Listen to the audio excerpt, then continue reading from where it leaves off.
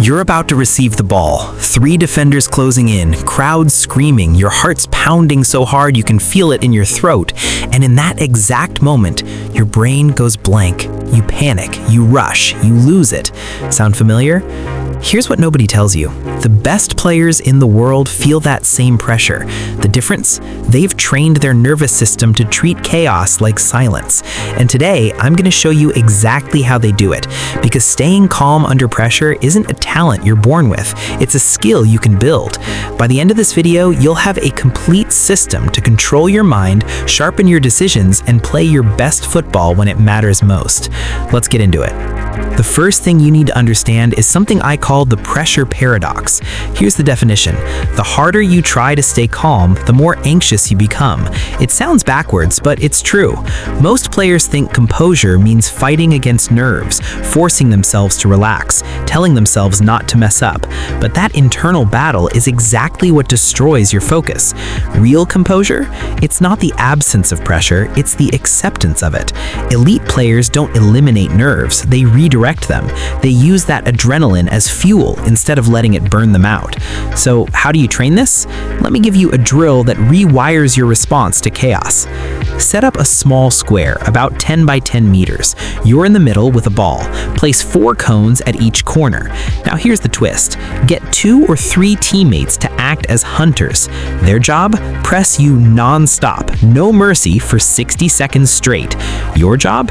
Keep the ball, make 10 touches minimum without losing possession, and hit at least 2 of the corner cones with passes during that minute.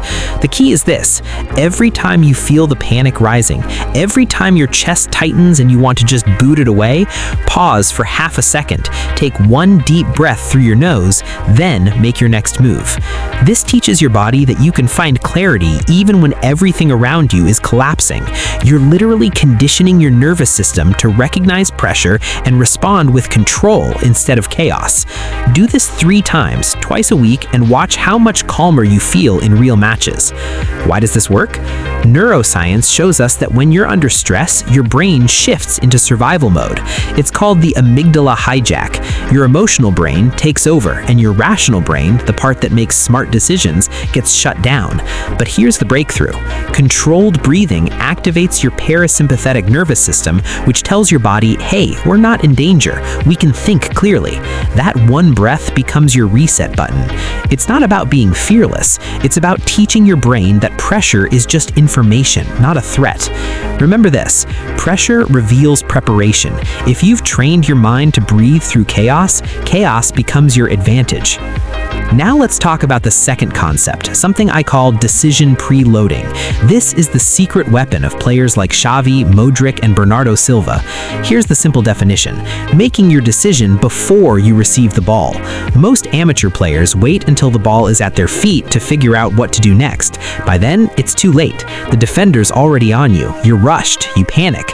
Elite players are scanning constantly, checking their shoulders, reading the space, identifying their options before the pass even comes. They've already decided. So when the ball arrives, they're not thinking, they're executing. This is what separates good players from great ones. And yes, you can train it. Here's the drill. Set up a passing circuit with 4 players in a diamond shape, about 15 meters apart. Add 2 defenders in the middle. The rule? Before you receive the ball, you must check your shoulder at least twice, and you have to call out your next pass option before the ball reaches you. If you don't, you lose the ball and swap with a defender. Sounds simple, right?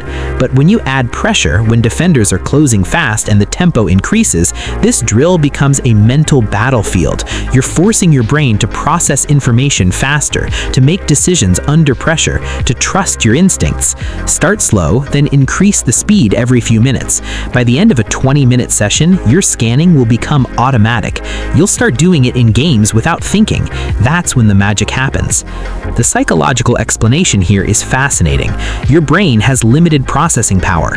When you're overloaded with information in the moment, moment, it can't handle it. But when you preload decisions, when you've already scanned, already identified your options, you free up mental space to execute with confidence. It's like a computer clearing its cache. You're faster because you're not thinking, you're reacting from a place of preparation. The deeper truth? Confidence isn't built in the moment, it's built in the seconds before. Scan early, decide early, and you'll never feel rushed again. Let me give you the third layer, and this one's a game changer. I call it the shrinking world technique. Definition: narrowing your focus to shrink the perceived pressure around you. When the game feels too big, when everything's moving too fast, elite players don't try to control everything. They shrink their world. They focus on one simple task: the next pass, the next touch, the next movement. Nothing else exists. Amateurs get overwhelmed because they're thinking about the score, the crowd, what happened 2 minutes ago, what might happen next. That's 4 different timelines at once. Your brain can't handle it. But when you shrink your world to just the next action, pressure evaporates. Suddenly, the game slows down. You're present. You're in control. Here's how you train it. Go to a wall with a ball. Stand 5 meters away. Set a timer for 3 minutes. Your task: pass the ball against the wall, control it, and repeat. But here's the rule. You're only allowed to think about the ball. The moment your mind wanders to anything else, any other thought, you have to restart the timer. This drill sounds boring, maybe even pointless, but it's one of the most powerful focus exercises you can do. You're training your brain to stay present, to block out distractions, to exist only in the current moment. Elite players do this naturally. You can train it deliberately. After a few sessions, you'll notice something incredible. Your mind stays calmer in games. You're not spiraling into anxiety, you're just playing, one action at a time. The science behind this is rooted in something called flow state. Athletes describe it as being in the zone. Time slows down, everything feels effortless. But flow doesn't happen by accident. It happens when your challenge level matches your skill level and you're completely focused on the present. By shrinking your world, by reducing pressure to a single task, you create the perfect conditions for flow. And in flow, you don't feel pressure at all. You feel alive. That's the difference between playing scared and playing free. One breath, one touch, one moment. That's your world. Master it.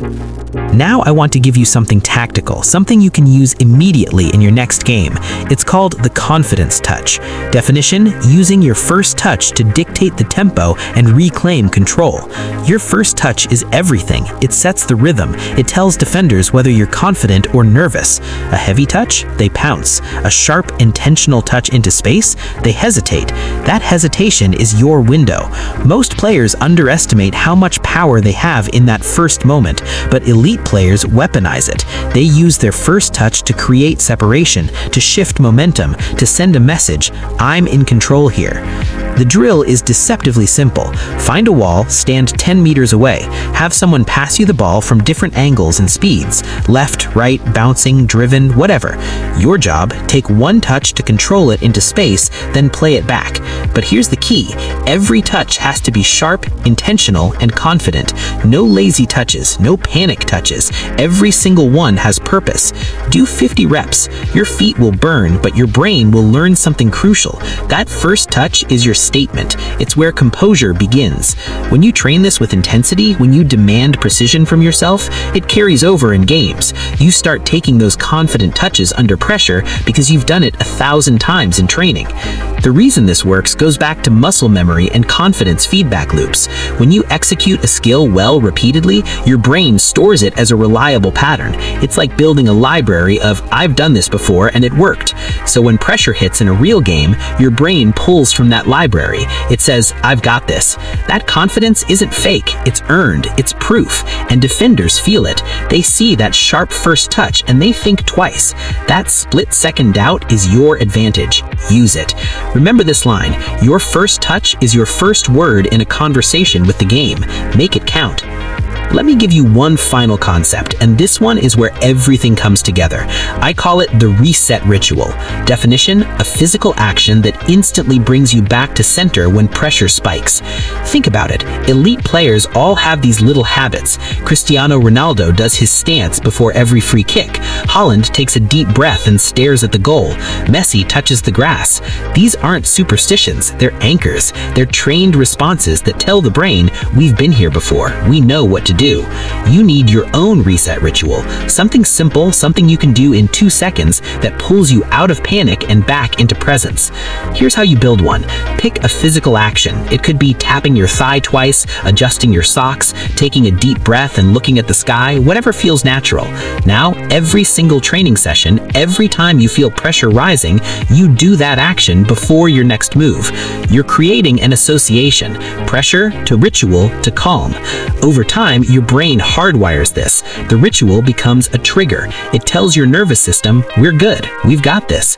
And the best part? It works instantly. In the middle of a game, when everything's going wrong, you do your ritual and suddenly you're back. You're grounded. You're ready. The psychology here is called classical conditioning. You're essentially training your brain the same way Pavlov trained dogs. Stimulus, response, reward. The stimulus is pressure. The response is your ritual. The reward is the calm that follows. After enough repetitions, the ritual alone is enough to create calm, even when the pressure is intense. This is how elite athletes perform under impossible stakes. They've conditioned their minds to respond to pressure with composure, and you can do the exact same thing. It just takes repetition. Do it in training until it's automatic, then trust it in games. Your ritual is your anchor. When the storm hits, it brings you home. Here's the truth that nobody wants to hear. Pressure doesn't go away. It doesn't matter how good you get, how much you train, how many games you play, the pressure will always be there. But that's not a bad thing. Pressure is proof that you care. It's proof that the moment matters.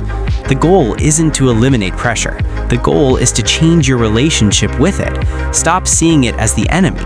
Start seeing it as the signal that you're exactly where you need to be, on the edge of something great. The best players in the world don't avoid pressure. They seek it out. They live for it because they know that's where growth happens. That's where legends are made. You've got the tools now. The pressure paradox to accept instead of fight, decision preloading to think faster, the shrinking world technique to stay present, the confidence touch to control your moment, the reset ritual to anchor yourself. These aren't just drills, they're a system, a framework for becoming the player who thrives when everyone else crumbles. But here's the catch, you have to actually do it. You have to train it. You have to fail at it, adjust, and try again. That's the price of composure. It's earned in the quiet moments when nobody's watching. So here's what I want you to do. Pick one drill from today's video, just one. Take it to training this week and run it until it's second nature. Then come back and tell me how it felt. Drop a comment below, let me know which one you chose and what changed for you. And if you want more content like this, deeper breakdowns, advanced training systems, mental game strategies, join our free community. Links in the description. We've got hundreds of players just like you, all pushing each other to get better every single day. This is how you level up, not alone, together. Now go out there and prove that pressure is just another word for opportunity. I'll see you in the next one.